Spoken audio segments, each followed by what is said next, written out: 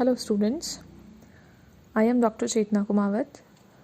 In today's lecture, we will understand concept of flow of funds. The term flow refers to change or transform, and therefore the flow of funds means transfer of economic values from one asset to another, from one liability to another, from one asset to a liability, or vice versa, or a combination of these. Viewed from the angle of net working capital, concept of funds, the flow of funds refers increase or decrease in net working capital. The increase or decrease in net working capital will take place only when one account out of two accounts to be affected in a transaction is a current account, that is current asset or current liabilities, and the other account is non-current account, that is fixed assets or long-term liability or capital. For example, a company issues equity shares for cash. Two accounts involved in this case are the cash account, a current asset account, and the other is share capital account, which is a non-current account. Thus, there occurs a net increase in working capital, that is, there is flow of funds, but in the following two cases, there is no flow of funds. Number one, when a change is non-current account, that is fixed assets or long-term liability or capital, is followed by a change in another non-current account, it does not account to flow of funds. It is because in such cases, neither the working capital increases nor decreases. For example, a company purchases a machine and makes payment by issuing shares to the supplier. The two accounts involved here are number one, machinery account, which is a non-current asset account, and share capital account, which is again a non-current liability. Therefore, working capital will remain unaffected. That is, there will be no flow of funds. The second case, when a change in one current account results in a change in another current account, it also does not affect working capital. That is, there is no flow of funds. For example, a company receives cash from its debtors. It represents an increase of cash, a current account assets, and decrease of debtors, again a current assets account. Thus, there will be no change in the amount of working capital, although the composition of working capital will be affected. From the aforesaid description, it may be concluded that a transaction will cause net flow of funds only when one of the accounts affected via transaction is a current account, that may be current asset or current liabilities, and another account is a non-current, that can also be a non-current asset or non-current liability or capital account. The net working capital will remain unaffected, that is, there will be no flow of funds when a transaction involves only current accounts or only non-current accounts.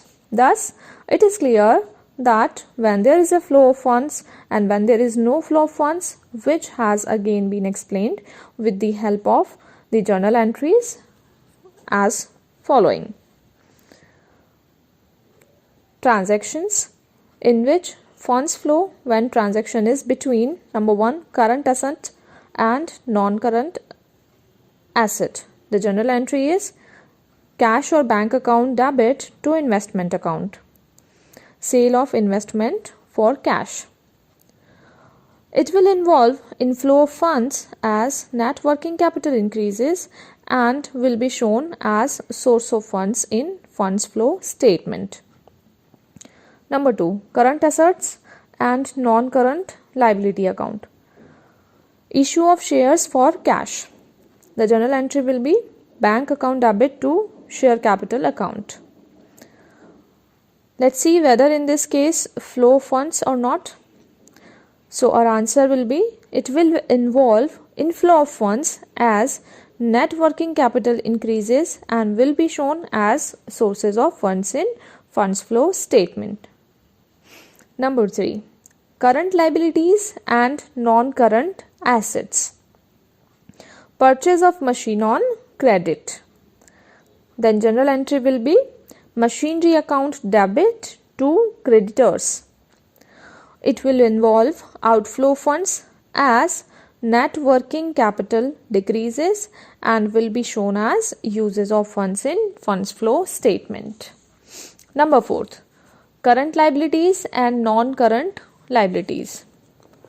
Payments to creditors by issue of debentures. The journal entry will be creditors account debit to debentures account. It will involve inflow of funds as net working capital increases and it will be shown as source of funds in funds flow statement. Now let's move to the another case in which no funds flow when transaction is between current account and current account. That means between two current accounts. Number 1, cash received from debtors. The general entry will be cash account debit to debtors account. There will be no flow of funds as one current account increases and another current account decreases by the same amount and the net working capital is unaffected. Number 2, payment to creditors by bills payable. The journal entry will be creditors account debit to bills payable account. There is also no flow of funds as one current liability decreases and another current liability increases by the same amount. The net working capital is again unaffected. Number 3, cash paid to creditors. The journal entry will be creditors account debit to cash account or bank account. There will also no flow of funds as there is a decrease in one current account and one current liability by the same amount. The net working capital is again unaffected. Number 4, credit purchase. The journal entry will be goods account debit to creditors account. There is also no flow of funds as there is an increase in one current account and one current liability by the same amount. The net working capital is again unaffected. The case number 2 in which non-current account and non-current account are involved. Number 1, purchased furniture in exchange of machine. The journal entry will be furniture account debit to machine account. No flow of funds as both accounts are non-current assets account, hence net working capital is unaffected. Number 2, redemption of debentures by conversion into shares. The entry will be debentures account debit to share capital. There is also no flow of funds as both the accounts are non-current liabilities, hence net working capital is unaffected. The third and the last one, purchase of machinery in lieu of shares. The journal entry will be machinery account debit to share capital account. There is no flow of funds as one account is non-current account and other is non-current liability. Hence, net working capital is unaffected. In nutshell, if a transaction affects a current category item on one side, that can be debit or credit, and a non-current category on the other, debit or credit, there will be flow of funds or change in the working capital. If a transaction affects non-current category item only or current category item only on both the sides, there will be no flow of funds or changes in the working capital. So we can conclude that if both the accounts are current account, then there will be no flow of funds vice versa, if both accounts are non-current account, then also there will be no flow of funds. One account should be current and one account should be non-current. The current can be current assets or current liabilities, and non-current can also be current assets and current liabilities. So this is it for today's lecture. I hope you got some insight into the concept of flow of funds.